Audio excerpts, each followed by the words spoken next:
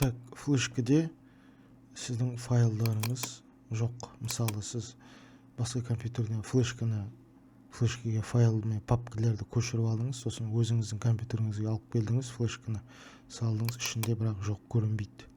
Ол үшін не істеу керек? Флешканың оң жақ мышканы басамыз да, свойства дейміз.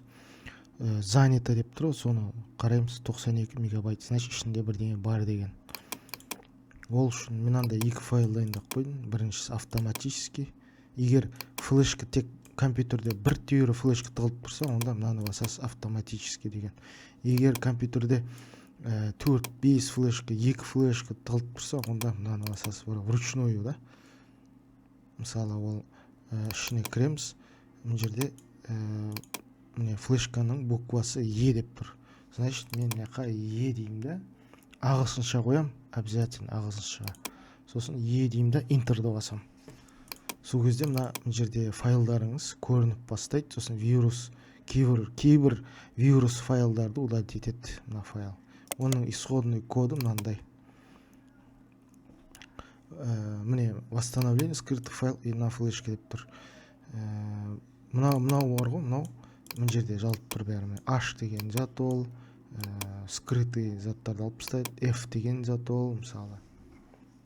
F емес, R. Ол убирает только чтение деген. Сосын S деген бар, ол убирает системный атрибут деген бар. Сосын мына EQ бар, ол барлық файл мен папкалерге қатысты. Соған қояды деген. Сосын мынандай ссылкаларды удалить етіп тастайды. Сосын мынандай autorun info деген вирус создать етеді осыны. Кейбір вирустар. Соны удалить етіп тастайды.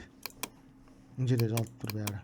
Сосын бәрін болғаннан кейін жаңа файлдарыңызды алып аласыз. Бір компьютерге, ноутбукке көшіріп аласыз файлдарыңызды. Сосын немен антивируспен тазалайсыз флешканы, именно флешканы.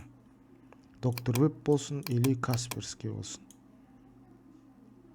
Бұлар антивирустар қондырмайсыз, просто тазалайтын утилития дейді оған. Сонымен тазалап жүресіз. Екінші файл ол автоматически. Ол егер бір флешка тығылып тұрса компьютерде, онда осыны басасыз, ол автоматически не істеп шығады.